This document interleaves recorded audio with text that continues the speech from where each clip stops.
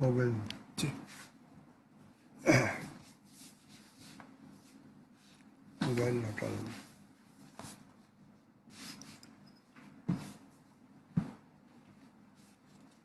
समर्थ भारत के इस आयोजन में भारत की स्वावलंबी परंपरा पर हमें बात करनी है। भारतीय परंपरा में मानव सृष्टि के निर्माता है, उनकी ही एक पीढ़ी में पृथु हुए हैं। कहानी इस तरह है, ऋषियों ने पृथु को राजा बनाया, उनका राज्याभिषेक किया और प्रजा से कहा कि पृथु तुम्हें जीविका प्रदान करेंगे। पृथु पहले व्यक्ति थे जिनका राज्याभिषेक हुआ और वे गांवों और जंगलों में रहने वाले सभी लोगों के राजा बन गए। उस समय तक मनुष्य का आहार केवल जंगल के फल फूल थे। खेती, पशुपालन और व्यापार आदि नहीं होते थे। पृथु की यह कथा एक प्रतीक भी है, भव्य है, और भारत के पुराणों में यह कथा आपको मिल जाएगी। महाभारत के शांति पर्व, विष्णु पुराण और हरिवंश पुराण के पन्ने पलटे तो यह कथा विस्तार से मिलती है। दुनिया के सृजन की जहाँ जहाँ भी कथाएं हैं, उनसे यह बहुत भिन्न है, श्रेष्ठ है और भव्य है। अगर खोजें तो ऐसी कथाएं बहुत हैं, लेकिन पृथु की यह कथा सबसे अलग है और भारत में स्वावलंबन की परंपरा का प्रारंभ भी इसी कथा से होता है। इसी से स्वावलंबन परंपरा, संस्कृति और सभ्यता के विकास की कहानी शुरू होती है। पृथु की कथा में सभ्यता और संस्कृति के विकास के सूत्र हैं। वैदिक ग्रंथ हमें बताते हैं कि पृथु ने राज्य व्यवस्था का गठन किया। इस कहानी में 3 तत्व हैं, स्वावलंबन, परंपरा और राज्य व्यवस्था। पुरानी सभ्यताएं जो भी रही हैं, उनमें ऐसी कथाएं मिलेंगी, जैसे यूनान और मिस्र की सभ्यताओं में की जो कहानियां हैं, उनमें भी ऐसी कथाएं मिलेगी। लेकिन उनसे ये कथा हर तरह से, जैसा मैंने कहा, भव्य भी है और श्रेष्ठ भी है। इस विषय का यानी भारत की स्वावलंबी परंपरा का संबंध 2 शब्दों से है, स्वावलंबन से है और परंपरा से है। पंडित दीनदयाल उपाध्याय का एक कथन है कि स्वावलंबन के बिना स्वराज्य की कल्पना ही गलत है। स्पष्ट है कि स्वावलंबन के लिए स्वराज्य चाहिए। इसीलिए गुलामी के दिनों में भारत ने स्वाधीनता की लड़ाई लड़ी। जिस दिन स्वराज्य आया, उसी दिन से हमें आकाश में अपने पंख फैलाने की आज़ादी मिली। आकाश में पंख फैलाना एक कला है जो सीखनी पड़ती है, लेकिन वह किसी दूसरे के सहारे संभव नहीं है। अपने बल पर ही आकाश में उड़ना ही स्वावलंबन है। इसीलिए नीति कथाएं हमें बताती हैं कि देवता उनकी ही सहायता करते हैं जो स्वयं अपनी सहायता के लिए उद्यत रहते हैं। इसी तरह परंपरा को जानना समझना आज सबसे पहली ज़रूरत है। परंपरा को कैसे समझें? क्या है परंपरा? आजकल शायद ही कोई मिलेगा जो यह कहे और थोड़े आत्मविश्वास से कहे कि मैं परंपरावादी हूँ। ऐसा क्यों है, इसे समझना पहले हमारी ज़रूरत है। तभी परंपरा को पूरी तरह आत्मसात कर सकते हैं। क्रांति और विद्रोह के लुभावने नारों ने परंपरा पर ग्रहण लगा दिया है। वह पूरा ग्रहण है या आधा या अधूरा, इसका प्रश्न नहीं है। इसलिए जरूरी हो गया है कि परंपरा को समझने के लिए विद्वानों के कथन का सहारा लें। महात्मा गांधी का एक कथन है, जिसे उन्होंने 1921 में एक विशेष संदर्भ में कहा था, बाप के कुएं में तैरना तो चाहिए, पर डूब मरना तो नहीं चाहिए। यह परंपरा की एक व्यवहारिक परिभाषा है, जिसमें परंपरा की स्वीकृति है, साथ ही साथ क्या नहीं करना है इसकी एक चेतावनी भी है, निषेध भी है। साहित्यकार, कवि और जिन्हें राष्ट्र कवि के रूप में हम जानते हैं, रामधारी सिंह दिनकर ने अपने एक लेख में लिखा कि परंपरा और विद्रोह जीवन में दोनों का स्थान है। परंपरा घेरा डालकर पानी को गहरा बनाती है, विद्रोह घेरों को तोड़कर पानी को चौड़ाई में ले जाती है। परंपरा रोकती है, विद्रोह आगे बढ़ना चाहता है। इस संघर्ष के बाद जो प्रगति होती है वही समाज की असली प्रगति है। दार्शनिक और पूर्व राष्ट्रपति डॉक्टर राधाकृष्णन ने परंपरा को कई प्रकार से समझाया है। वे एक जगह लिखते हैं कि परंपरा पीढ़ियों को जोड़ती है, एक दूसरे से एक से दूसरे को, और सभी प्रगति उन्हीं विचारों से अनुप्राणित होती है जिनको वह हटाती हुई प्रतीत होती है। इस तरह कह सकते हैं कि अतीत की कोई आस्था, विश्वास, चलन, रीति रिवाज, संस्था, प्रणाली, आचरण पद्धति, राजनीतिक या सामाजिक व्यवस्था को परंपरा की कोट में माना जाता है।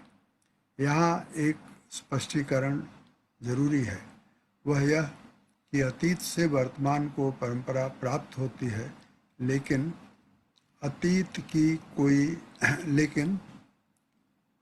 की कोई निश्चित समय सीमा निर्धारित नहीं की जा सकती। इस कारण एक समस्या आती है जिसे हम परंपरा का समझते हैं उसका कितना प्राचीन होना जरूरी है। आमतौर पर परंपराएं पीढ़ियों को जोड़ती हैं। यहाँ एक प्रश्न स्वाभाविक रूप से उठता है कि क्या परंपरा आधुनिकता में बाधक है? ऐसा नहीं है। यह परस्पर दोहरी प्रक्रिया से एक नवीन सृजन जैसा है जिसमें परंपरा और आधुनिकता से वह नया सृजन पैदा होता है। परंपरा की दो धाराएं हैं, छोटी और बड़ी, संक्षिप्त और विशाल। इसे लघु और उच्च भी कह सकते हैं। परंपरा तभी बढ़ती है जब वह परिवर्तन को आत्मसात करते हुए चलती रहती है। इतना तो तय है कि परंपरा अतीत की देन होती है। जब अतीत हजारों सालों में फैला हो और उस पर स्पष्टता न हो तो परंपरा का बोध एक पहेली बन जाता है। भारत में यह कुछ समय पहले तक दिखता था। ऐसा भी नहीं है कि इस समय भारतीय परंपरा पर एक मत हो गया हो, लेकिन पहले की तुलना में आज स्पष्टता ज़्यादा है। जैसे आर्य बाहर से आए, यह जो अवधारणा रही है कुछ लोगों में आज भी है, वह हमारे मानस में गहरे बैठी गई थी। कहना चाहिए कि अंग्रेजी इतिहासकारों ने अपने नासमझी से या उनका कोई षड्यंत्र था, उन्होंने इस कहानी को गढ़ा और भारत के वामपंथी इतिहासकारों ने उसे बिना सोचे समझे अपना लिया। परिणाम स्वरूप बड़े विद्वान और साहित्यकार भी उसे ही आधार मानकर अपनी परंपरा को समझने और समझाने लगे। ऐसे विद्वानों और साहित्यकारों की अगर कोई सूची बनाएं तो बड़ी लंबी सूची है, और यहाँ उनका न तो नाम लेना प्रासंगिक है, न ही उनके की सूची के बारे में कुछ कहना ज़रूरी है। लेकिन इतनी बात हम समझ लें कि इस भ्रम में कोई साधारण नागरिक नहीं, साधारण लोग नहीं पड़े, बल्कि बड़े बड़े विद्वान भी पड़े, और धीरे धीरे उन लोगों को भी समझ में आया कि वे गलत थे। लेकिन जो लोग इस भ्रम में पड़े, उनके लेखन को अगर पढ़ें तो समझा जा सकता है कि वे भ्रम में हैं। अब नए तथ्यों के आधार पर यह क्रम थोड़ा धीमा पड़ा है और पुनर्विचार भी शुरू हो गया है। परंपरा को सरल तरीके से, आप जानते हैं कि ये पुनर्विचार इसलिए भी शुरू हुआ है क्योंकि मार्क्सवादी साहित्यकार रामविलास शर्मा ने पहली बार इस सिद्धांत को चुनौती दी और उन्होंने लिखा, उसके प्रमाण दिए, और फिर उसके बाद एक सिलसिला चल पड़ा। रामविलास शर्मा ने लिखा कि आर्य बाहर से नहीं आए, और इस तरह से पुनर्विचार की शुरुआत हुई। परंपरा को सरल तरीके से अगर समझें तो वह एक मार्ग है, और इसको समझने के लिए मैं गंगा नदी की उपमा देना चाहता हूँ। गंगा निकलती है गंगोत्री से और पहुँचती हैं गंगा सागर। यह मार्ग 2500 किलोमीटर का है। गंगा की यह यात्रा भी एक परंपरा है। इस यात्रा में हम देखते हैं, हम पाते हैं कि गंगा भी बदलती हैं और जहाँ जहाँ से वे चलती जाती हैं, बढ़ती जाती हैं, उन स्थानों और समाजों को भी गंगा ने परिवर्तित किया है। ये भारत में स्वावलंबन की परंपरा का मूल अगर खोजे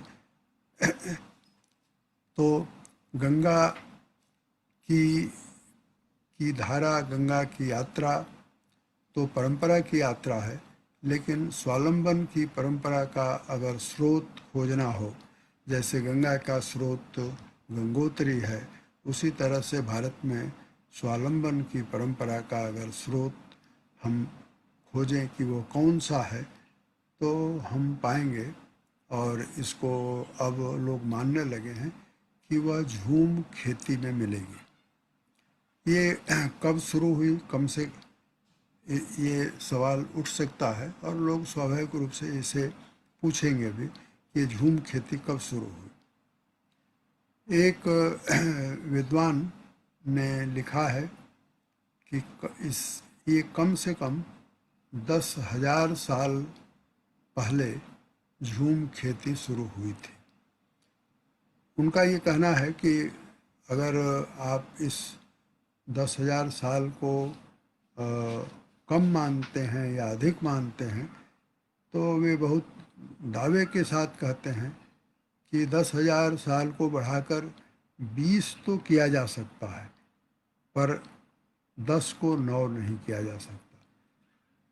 अब झूम खेती के प्रमाण पूरे भारत में किसी न किसी रूप में मिल रहे हैं और मिलते जा रहे हैं। जितना हाल में कुछ वर्षों में जो खनन हुए, उत्खनन हुए, जो खुदाइयाँ हुई, उन खुदाइयों में और सब जो मिला वो तो मिला ही, लेकिन झूम खेती के प्रमाण भी मिले। और इससे ये जो झूम खेती का जो प्रमाण है, वह इतिहास की धारा को बदल देता है। झूम खेती क्या है, इस पर हम आएंगे बाद में और समझेंगे कि झूम खेती क्या है। लेकिन यह पहले जान लें कि इस एक तथ्य से कि झूम खेती की शुरुआत भारत में हुई, इतिहास की एक हमारी पुरानी धारणा जो बनाई गई थी, जो अंग्रेज़ों ने बनाया था, जिनके रास्ते पर चलकर हमारे इतिहासकारों ने भी ये भ्रम पैदा किया था, अब वो धारणा ध्वस्त हो जाती है। बताया गया था कि खेती का प्रारंभ पश्चिम एशिया में हुआ, इस पर अब प्रश्न चिन्ह लग गया है। आज जैसी हम अपने पास आसपास खेती देखते हैं और गांव की बस्ती देखते हैं, यह एक स्थायी व्यवस्था के दौर का प्रमाण है। लेकिन इससे पहले अस्थिरता का एक लंबा दौर था। उससे लोग जब दुर्गति में पड़े, उनके दुर्दिन आए, तब उस कष्ट से निकलने के लिए जो शुरुआत हुई वह झूम खेती की थी। झूम खेती का अर्थ यह होता है कि जंगल का एक हिस्सा जलाकर जो ज़मीन खाली होती है उस पर खेती की जाती है। इस पर गंभीर और गहन शोध जितना होना चाहिए नहीं हुआ है। झूम खेती जैसे जैसे रूपांतरित होती गई, वैसे वैसे जीवन में स्वावलंबन की एक स्थायी व्यवस्था भारत में विकसित हुई। इस प्रकार वेद से ज्ञान की परंपरा निकली और खेती से स्वावलंबन की। झूम खेती के बारे में मैंने कहा था कि हम इस पर आएंगे। नॉर्थ ईस्ट और जहाँ भी अभी मध्य प्रदेश के जो ट्राइबल इलाके हैं, झारखंड के जो ट्राइबल इलाके हैं, या जो जहाँ जहाँ भारत में अभी ट्राइबल इलाके हैं और जहाँ जंगल है, ट्राइबल बस्तियाँ हैं, वहाँ कोई अगर जाए तो आज भी सरकारों के तमाम प्रतिबंधों के बावजूद जंगल जलाकर और उस पर जो खेती की जाती है उसको झूम खेती के रूप में बोलते हैं, जानते हैं। ये झूम खेती की अत्यंत प्रारंभिक अवस्था है। इसलिए मैंने कहा कि वेद से ज्ञान की परंपरा निकली और खेती से स्वावलंबन की। स्वावलंबन को लोक परंपरा भी हमको मानना चाहिए। लोक और वेद एक दूसरे के हर तरह से पूरक है। वेद ने लोक को सजाया, संवारा और सजोया, मिटाया नहीं। यह थी शुरुआती दौर की वह परंपरा जिसे आदिम अवस्था कहते हैं। इनसे ही हमारे जीवन मूल्य निकले। भर्तृहरि का कथन अगर याद करें, जिसमें वे कहते हैं कि उदार चरित मनुष्यों के लिए तो पूरी वसुधा ही एक कुटुंब है। भारत में जो मान्यताएं विकसित हुई, जो जीवन दर्शन बना, जिससे साहित्य निकला, उन्हें देखें तो उनमें स्वावलंबन की एक परिभाषा मिलती है। वह यह कि थोड़े में संतोष करें, अपव्यय से परहेज करें, प्रकृति और पर्यावरण का संरक्षण करें। कराधान यानी टैक्सेशन के लिए वह आदर्श जिसमें कहा गया है कि जैसे भ्रमर यानी भौरा फूल को बिना क्षति पहुँचाए उसका रस ग्रहण करता है, उसी तरह राजा को इस तरह कर उगाहना चाहिए कि जनता पीड़ित न हो। इसमें ही स्वावलंबन का एक आर्थिक दर्शन है, जीवन जीने की विधि है, जिससे अहिंसा, अस्तेय, अस्तेय, अपरिग्रह, क्रोध, लोभ, भय, द्वेष पर नियंत्रण के आदर्श प्रकट होते हैं। ये जो दर्शन के सूत्र हैं, वे जीवन से पैदा हुए और जीवन मूल्य बनकर चलते रहे, जिसे हम स्वावलंबन की परंपरा कहते हैं। जब देश स्वतंत्र नहीं था, उस समय देश को लेकर तीव्र भावनात्मक लगाव था। भावी भारत के बारे में विचार की अनुगूंज सृजनात्मक साहित्य में भी हुई। बंकिम चंद्र चटर्जी ने सुजलाम सुफलाम मलय शीतलाम सस्य श्यामलाम मातरम वंदे मातरम का सुर छेड़ा था। सुब्रमण्य भारती ने देश को ललकारा था। जयशंकर प्रसाद ने स्वयं प्रभा समुज्ज्वला स्वतंत्रता की पुकार सुनी और अमर्त्यवीर पुत्र जो दृढ़ प्रतिज्ञ थे का आह्वान किया। उनका भारत मधुमय देश था।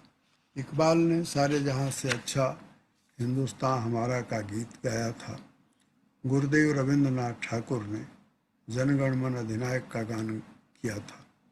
कविवर मैथिली शरण गुप्त ने भारत भारती लिखी।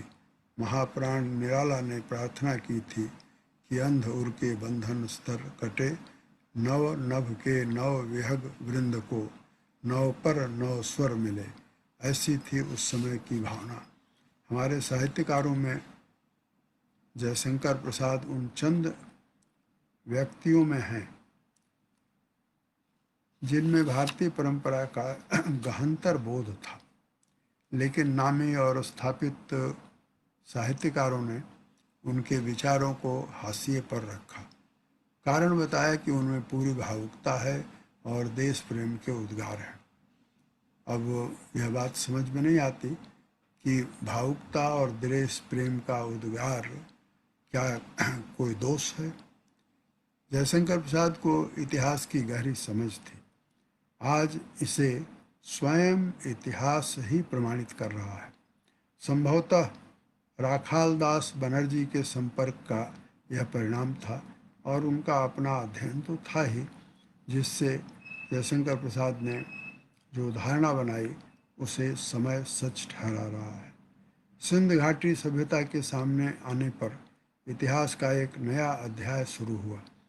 इसके उत्खनन में राखाल दास बनर्जी की मुख्य भूमिका थी। जैसे राम जन्मभूमि के प्रमाण खोजने में डॉक्टर बीबी लाल के उत्खनन की बहुत महत्वपूर्ण भूमिका रही है, वैसे ही कवि राखाल दास के उत्खनन की थी। स्वावलंबन की परंपरा को पूरी तरह समझने में सबसे बड़ी बाधा वह इतिहास है जो हम जिसे सच मान बैठे हैं उस और इसलिए उस इतिहास पर पुनर्विचार की ज़रूरत है। पुनर्विचार हो भी रहा है। उस इतिहास को चुनौती भी दी जा रही है और इसीलिए आज उस इतिहास की ऊंची और अभेद्य दीवारें हमारे मानस पटल पर बनी हुई तो हैं, लेकिन अब न वो ऊंची रह गई हैं और न अभेद्य। भारत की नज़र से देखने के प्रयास जैसे जैसे बढ़ रहे हैं, हम उस इतिहास से परिचित होते जा रहे हैं जो हमारा गौरवशाली अतीत है। यहाँ प्रश्न इतिहास दृष्टि का है, और इसलिए इतिहास की कुछ किताबें और कुछ इतिहासकार जिसे इतिहास कहते हैं, वह इतिहास का बहुत छोटा हिस्सा है। इसलिए मैं यहाँ चाणक्य के कथन को उद्धृत कर रहा हूँ। चाणक्य ने लिखा है अपने अर्थशास्त्र में कि पुराण, आख्यायिका, मीमांसा, धर्मशास्त्र और अर्थशास्त्र ये सभी इतिहास के अंतर्गत आते हैं। यानी इतिहास एक बहुत व्यापक फलक का विषय है। अब तक हमारे ऊपर पश्चिम की इतिहास दृष्टि छाई हुई थी, इसलिए हम अपने अंधकार काल को तो जानते हैं, लेकिन जो सुनहरा काल था उससे हम अपरिचित हैं। इतिहासकार और गांधी विचारक धर्मपाल का नाम आपने भी सुना होगा। संभवतः वे पहले इतिहासकार हैं जिन्होंने हमें अपने सुनहरे काल से परिचित कराया, खास करके उस समय से परिचित कराया जिसके बारे में हम अनभिज्ञ थे। उन्होंने बताया कि सिर्फ 200 साल पहले भारत के अधिकांश हिस्सों में सुचारू रूप से चलने वाला क्रियाशील समाज दिखाई देता है। यह पूछा जा सकता है, उन्होंने एक जगह लिखा जिसे मैं उनके शब्दों को पढ़ रहा हूँ। उन्होंने एक जगह लिखा कि यह पूछा जा सकता है कि जो बातें मैंने कही है वे अगर ऐतिहासिक तथ्यों पर आधारित हैं तो आज हमें भारतीय समाज और राज्य व्यवस्था की इतनी उल्टी तस्वीर क्यों दिखाई देती है। इस बीच वे स्वयं इसका जवाब दे रहे हैं। उनका कहना है कि इस बीच असल में 2 शताब्दियां बीत चुकी हैं जिनमें हम अपने शासक खुद नहीं रहे। हमारे राजा महाराजाओं, नवाबों, साहूकारों, गुरुओं और पंडितों समेत किसी को सामाजिक और सार्वजनिक जीवन में किसी तरह की कोई पहल हासिल नहीं रही। इस पूरे दौर में हमारे देश के अधिकांश लोगों को काफ़ी दुख भुगतने पड़े और वे किसी तरह अपना अस्तित्व भर कायम रख पाए। इसकी झलक दादा भाई नौरोजी, रमेश दत्त की तरह के विख्यात भारतीय लेखकों और 1824 में थॉमस मुनरो से लेकर जॉन ब्राइट, डिग्बी, कीर हार्डी तक अनगिनत अंग्रेजों से मिल सकती है। यह है इतिहासकार धर्मपाल का कथन। और इसलिए हमारे यहाँ जो पुराण हैं वे भी वास्तव में इतिहास ही हैं, यह मैंने आपको पहले बताया है, लेकिन अंग्रेज़ों ने हमें इसके विपरीत समझाया। धर्मपाल ने लंदन के अभिलेखागारों को खंगाल कर हमें बताया कि 18वीं सदी तक भारत दुनिया का सबसे समृद्ध और शक्तिशाली देश था। धर्मपाल से पहले यह तथ्य न तो उजागर हुआ था और न ही किसी को ज्ञात था। यह स्थिति ईस्ट इंडिया कंपनी के आने और लूटपाट के 100 साल बाद तक बनी रही। 19वीं सदी तक भारत में सबसे अच्छा लोहा इस्पात बनता था। 18वीं सदी में 10,000 भट्ठियाँ घरों में इस्पात बनाती थी। डॉक्टर मुरली मनोहर जोशी से शायद ही आप में कोई हो जो अपरिचित हो। वे बड़े नाम हैं, राजनीति में अनोखे नेता हैं। ऐसे नेता हैं जो विज्ञान और तकनीक पर भी उतना ही अधिकार रखते हैं जितना राजनीति पर। उन्होंने बहुत पहले 8वें दशक के दौर में एक व्याख्यान दिया था। उस व्याख्यान में उन्होंने कहा था, मैं उनके ही शब्द उद्धृत कर रहा हूँ, उन्होंने कहा था कि ब्रिटेन उस समय 12,000 टन इस्पात स्वीडन से मंगवाता था। ये ईस्ट इंडिया कंपनी के दिनों की बात है। और भारत का इस्पात अपनी हर प्रकार की विशेषता के लिए प्रसिद्ध था।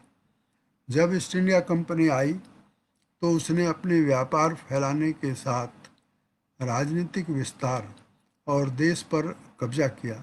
तब अपनी फौज के लिए स्टील की आवश्यकता के लिए सर्वेक्षण कराया कि कहाँ पर संयंत्र यानी कारखाना लगना चाहिए और ब्रिटेन से यहाँ कहाँ लगाना उचित होगा, उसकी क्या लागत होगी, मार्केटिंग का क्या होगा।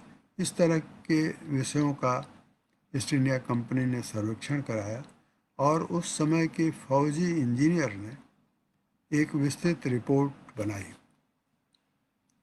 वह रिपोर्ट आज भी अभिलेखागारों में उपलब्ध है। उस इंजीनियर ने लिखा कि भारत में बना इस्पात ब्रिटेन के इस्पात से बढ़िया है। यह 150-200 साल पहले की बात है। इस मामले में हम पुराने हैं। डॉक्टर जोशी याद दिलाते हैं और कहते हैं कि कुतुब मीनार के पास लगे स्तंभ में आज तक जंग नहीं लगा। दुनिया में कहीं भी अब तक ऐसा लोहा नहीं बना है जिसे 1500 साल के बाद भी हवा पानी में रहकर जंग न लगे। इस तथ्य से क्या हम परिचित हैं? और ऐसी बहुत सी बातें हैं जो धीरे धीरे सामने आ रही हैं, यानी भारत की समृद्धि के, भारत के अतीत की और भारत के विज्ञान ज्ञान की परंपरा के जो तथ्य हैं वे धीरे धीरे अब सामने आ रहे हैं। एक तथ्य और यहाँ गौर करने लायक है, वह यह है कि जब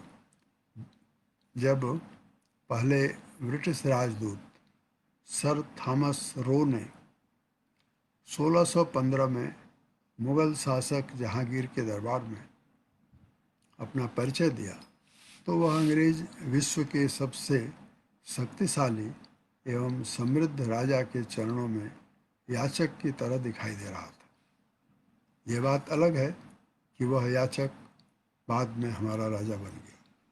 तब भारत काबुल से बंगाल के पूर्वी छोर तक, उत्तर में कश्मीर और दक्षिण में हिंद महासागर तक फैला हुआ था।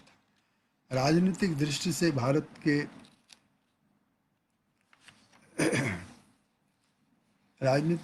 से भारत तब छोटे छोटे राज्यों में जरूर बटा था। कहीं कहीं कोई हिस्सा गुलाम भी था, लेकिन आर्थिक समृद्धि में भारत सबसे आगे था और बढ़ चढ़ करके था। लेकिन ब्रिटिश साम्राज्य की स्थापना और यूरोप की औद्योगिक क्रांति के जुड़वा प्रभाव में भारत को कच्चे माल का निर्यातक और ब्रिटेन में बने सामानों का बाजार बना दिया गया, जिसे धर्मपाल और डॉक्टर मुरली मनोहर जोशी बता रहे हैं। अब उस तथ्य से पूरी दुनिया परिचित हो गई है। औद्योगिक देशों के संगठन, आर्थिक सहयोग व विकास संगठन, जिसको संक्षेप में OECD यानी organisation for economic cooperation and development कहते हैं, जिसमें अमेरिका भी है, जापान भी है, यूरोप है, आदि अनेक देश हैं। इनके आग्रह पर, OECD के आग्रह पर, ब्रिटिश आर्थिक इतिहासकार एंगस मेडिसन ने हाल ही में विश्व का एक 2000 साल का इतिहास लिखा है, world economic history a millennium perspective. इस शीर्षक से यह पुस्तक आई है और उसमें उन्होंने ये लिखा है कि शून्य AD से, यानी जब से ईसाई सन शुरू हुआ तब से लेकर 1500 ईस्वी सन तक विश्व के सकल घरेलू उत्पाद GDP में भारत का अंश, भारत का हिस्सा, भारत का योगदान सर्वोच्च था, यानी 33% था। अर्थात पूरे दुनिया के उत्पादन में 1/3 योगदान भारत का ही होता था। इंगस मेडिसन ने यह भी लिखा है कि मध्य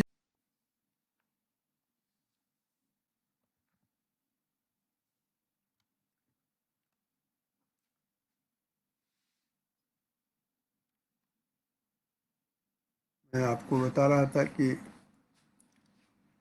रामकृष्ण परमहंस, विजय कृष्ण गोस्वामी, देवेंद्र नाथ ठाकुर जैसे लोग आगे आए।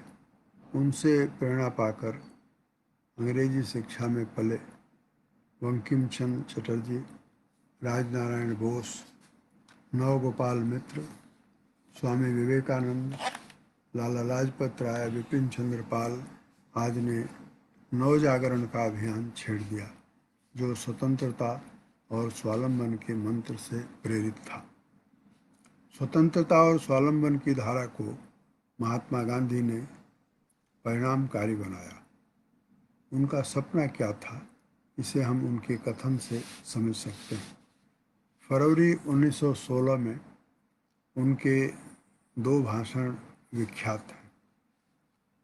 आप जानते हैं कि 1915 जनवरी में वे दक्षिण अफ्रीका से आए और अपने गुरु गोपाल कृष्ण गोखले की सलाह पर वे देश का भ्रमण तो कर रहे थे, लेकिन कहीं कुछ बोला नहीं, क्योंकि गोपाल कृष्ण गोखले ने उन्हें ये सलाह दी थी।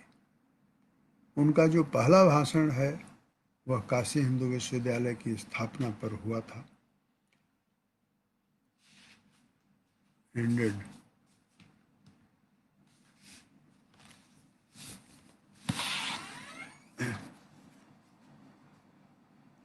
वीडियो है, इंटरनेट का प्रॉब्लम बा।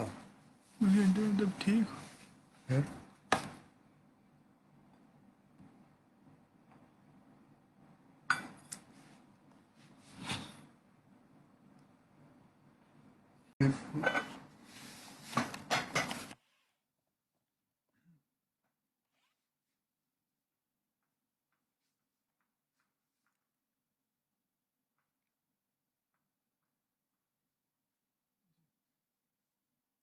मैं बता रहा था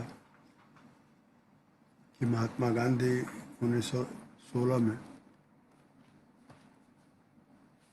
2 उनके महत्वपूर्ण भाषण हैं। पहला जो भाषण है वो काशी हिंदू विश्वविद्यालय की स्थापना पर था, और दूसरा भाषण भारत के दक्षिणी छोर पर उन्होंने दिया। तब का मद्रास और आज के चेन्नई में वे 14 फरवरी 1916 को बोले। अपने गुरु गोपाल कृष्ण गोखले की सलाह पर वे 1 साल चुप थे, भारत को देखा समझा। उसके बाद वे उस भाषण में कहते हैं कि स्वदेशी की भावना की खोज करते हुए मुझे देश की पुरानी संस्थाएं, ग्राम पंचायतें आदि बहुत आकर्षित करती हैं। वास्तव में भारत एक गणतंत्र है, और यही कारण है कि उस पर आज तक जो प्रहार हुए हैं उन्हें यह बर्दाश्त कर सका है। उसी भाषण में उन्होंने कहा कि मुझे स्वदेशी के विरुद्ध एक और आपत्ति का उत्तर देना है। आपत्ति उठाने वालों का कथन है कि यह एक अत्यंत स्वार्थपूर्ण सिद्धांत है। सभ्यता के नैतिक विधान में इसकी कोई गुंजाइश नहीं हो सकती। उसकी समझ में स्वदेशी का पालन असभ्यता के युग की ओर लौट जाना है। गांधी जी कहते हैं कि मैं इस कथन की विस्तृत व्याख्या नहीं करना चाहता। मैं तो इतना ही निवेदन करूंगा कि नम्रता और प्रेम के विधान के अनुरूप अगर कोई सिद्धांत है तो वह स्वदेशी का सिद्धांत ही है। महात्मा गांधी आपको जानकर हो सकता है कि अजीब लगे, लेकिन वे ईसाई मिशनरियों के सम्मेलन में बोल रहे थे, और तारीख जैसा मैंने कहा 14 फरवरी 1916 थी। जिन विचारों को गांधी जी ने बढ़ाया वे नए नहीं थे। उनसे पहले भी भारतीय विचारक उन बातों को कहते रहे। महात्मा गांधी की विशेषता यह थी कि उन्होंने उसे अपने जीवन में उतारा, पश्चिम की जीवन शैली को छोड़ा, भारतीय स्वावलंबन की परंपरा को अपनाया, एक वैकल्पिक जीवन शैली के विकास का बीड़ा उठा लिया। यह देख समझकर स्वाधीनता संग्राम के उस दौर में ज़्यादातर भारतवासियों ने अनुभव किया कि गांधी जी हमारे सपने को साकार करेंगे। वे सही रास्ते पर हैं और गांधी का रास्ता ही भारत का रास्ता है। लेकिन ये सवाल खड़ा होता है कि क्यों आज़ादी के बाद गांधी की धारा धीरे धीरे लुप्त हो गई। यह जानते हुए भी कि पश्चिम की औद्योगिक सभ्यता हमारे काम की नहीं है, विनाशकारी है, फिर भी भारत उस रास्ते पर क्यों चल पड़ा। भारत का जीवन दर्शन श्रेष्ठ रहा है। उसके आधार पर समाज रचना और राज्य व्यवस्था की सुदीर्घ परंपरा को पुनः क्यों नहीं आज़ादी के बाद प्रारंभ किया जा सका। ऐसे बहुत सारे प्रश्न हैं जिनका उत्तर हमको खोजना चाहिए। यह बड़ी विडंबना है। महात्मा गांधी ने जवाहरलाल नेहरू को अपना राजनीतिक उत्तराधिकारी घोषित किया और नेहरू ने भी स्वयं को उनका अनुयायी माना। महात्मा गांधी के चले जाने के बाद अपने आप को और अपनी सांस्कृतिक सभ्यतागत धरोहर को नकारने की यह प्रवृत्ति और भी तेज हो गई। आत्मविश्वास के क्षय और अपनी आधारभूमि से विचलित होने का ही यह परिणाम है कि आज हम यह भी नहीं जानते कि पश्चिम द्वारा संचालित और आरोपित आधुनिकता की सर्वग्राही आंधी के समक्ष अपनी सभ्यता के किन आयामों का हमें संरक्षण करना।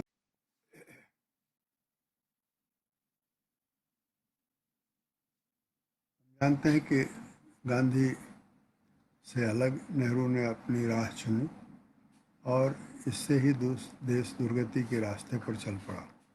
आज की स्थिति के लिए नेहरू की नीतियां जिम्मेदार हैं। प्रगति और विकास के लिए जैसी संस्थाएं बननी चाहिए थी वे नहीं बनी। जो बनी वे पश्चिम की नकल थी। भारत अपनी स्वतंत्रता का 74वीं वर्षगांठ मनाने की तरफ बढ़ रहा है। ऐसे समय में अपनी परंपरा जो स्वावलंबन और समृद्धि की रही है उसे समझना जरूरी हो जाता है। इस तरह हम वर्तमान के यथार्थ से परिचित हो सकते हैं।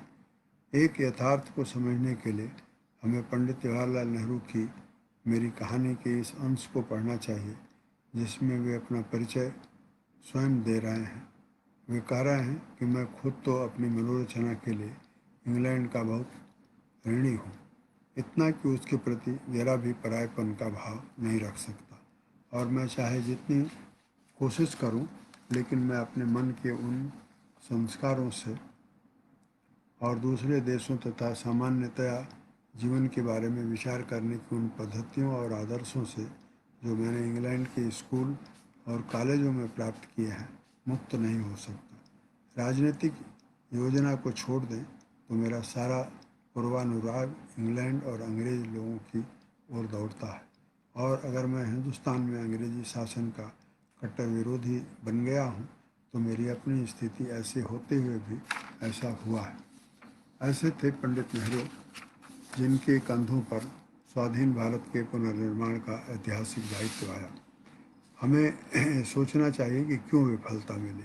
इसका बड़ा कारण यह है कि स्वाधीनता के तत्काल बाद तत्कालीन साम्यवादी सोवियत संघ के दबाव में हमारे प्रथम प्रधानमंत्री जवाहरलाल नेहरू और उनके उपरांत इंदिरा गांधी द्वारा अपनाई गई समाजवादी नीतियों के कारण देश के विकास की सहज गति ही अवरुद्ध हो गई थी। विकास को बाधित करने वाले इन समाजवादी नीतियों के कारण 1947 से 1991 तक देश की अर्थव्यवस्था इतनी जर्जर हो गई कि 1991 में देश का सोना गिरवी रखकर ऋण लेना पड़ा, और उसके बाद 1991 में ही अंतर्राष्ट्रीय मुद्रा कोष से ऋण लेने के बदले उनकी शर्तों पर देश में सारे आयात खोलकर विदेशी निवेश को बढ़ावा देने को बाध्य होना पड़ा। विगत 22 वर्षों में किए गए आयात उदारीकरण से आज देश के उत्पादक उद्योग जर्जर होकर बंद होते जा रहे हैं या विदेशी कंपनियों द्वारा अधिग्रहित किए जा रहे हैं। देश आज आयातित विदेशी वस्तुओं के बाजार मात्र में बदल गया है। इसी प्रकार विदेशी पूंजी के निवेश को बढ़ावा देते चले जाने से देश के उत्पादन तंत्र के दो तीन तीन ये बड़े विदेशी कंपनियों का अधिकार होता चला जा रहा है। इसका अर्थ यह न निकालें कि स्वावलंबन असंभव है। निराश और हताश होने की जरूरत नहीं है। यह सच है कि भारत विश्वव्यापी धाराओं के भंवर में फंस गया है। यह भी सच है कि इन वैश्विक परिस्थितियों पर हमारा कोई नियंत्रण नहीं दिखता। यह कांग्रेस के काल की बात है, लेकिन 2014 से एक नए दौर का प्रारंभ हुआ है। यह आशा, आकांक्षा और संकल्प का भरोसा पैदा करता है। अपनी सामर्थ्य पर भारत आत्मनिर्भर हो सकता है, यह विश्वास पहली बार भारत के किसी प्रधानमंत्री ने व्यक्त किया है और वे नरेंद्र मोदी हैं। हमें यह समझना चाहिए कि भारत के अति प्राचीन इतिहास में भावना ने ही अंग्रेजों को प्रेरणा दी कि वे अपने राजा को निजी उपयोग के लिए जर्मनी की महंगी विलासपूर्ण मर्सिडीज बेंज कार खरीदने से रोके। एक बार एक पत्रकार ने वियतनाम के राष्ट्रपति हो ची मिन्ह से प्रश्न किया कि वे वियतनाम के कमज़ोर कपड़े से बनी फटी और टाँके लगी पैंट क्यों पहनते हैं, तो उन्होंने हंसकर उत्तर दिया कि मेरा देश केवल इतना ही खर्च कर सकता है। जब अमेरिका ने जापान पर कैलिफोर्निया के संतरों को जापान में बाजार उपलब्ध कराने के लिए दबाव डाला, तब जापानी नागरिकों ने निर्णय करके एक भी संतरा नहीं खरीदा। इस तरह अमेरिका के दबाव को मजाक में उड़ा दिया। ऐसे अनेक उदाहरण हैं। जैसे एक बार चीन और कोरिया ने माइकल जैक्सन को अपने कार्यक्रम के लिए अनुमति नहीं दी। कारण बताया कि उसका कार्यक्रम एक सांस्कृतिक आक्रमण है। इससे हम समझ सकते हैं कि स्वदेशी का संबंध अपने संस्कृति से भी है। देशभक्ति को स्वदेशी से ही जीवन में साकार किया जा सकता है। ऐसा कर राष्ट्रवाद को एक चेतना का साकार स्वरूप दे सकते हैं। हमें याद रखना चाहिए कि भारत का राष्ट्रवाद मानवता का पर्याय है, जबकि पश्चिम का राष्ट्रवाद साम्राज्यवाद का जनक था और भविष्य में भी रहेगा। राष्ट्रीय आत्मनिर्भरता और अंतर्राष्ट्रीय सहयोग में किसी भी तरह का परस्पर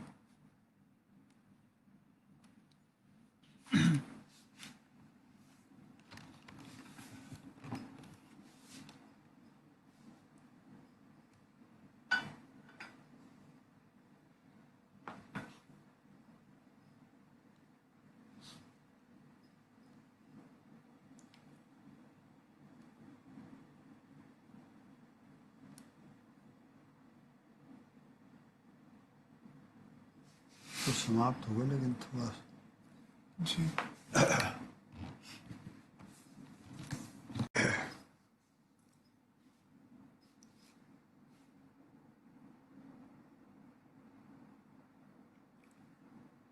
राष्ट्रीय आत्मनिर्भरता और अंतर्राष्ट्रीय सहयोग में किसी भी तरह का परस्पर विरोध नहीं है। यह अवश्य है कि आत्मनिर्भरता से राष्ट्रीय स्वाभिमान का भाव पैदा होता है, नहीं तो देश एक याचक जैसा समझा जाता है। स्वावलंबन की परंपरा और आधुनिकता में भी विरोध नहीं है, लेकिन यह भी समझ लेना चाहिए कि पश्चिमीकरण ही आधुनिकीकरण नहीं है। हमें इस चेतना का वाहक बनना चाहिए। मैं यहाँ अपनी बात पूरी करता हूँ। बस।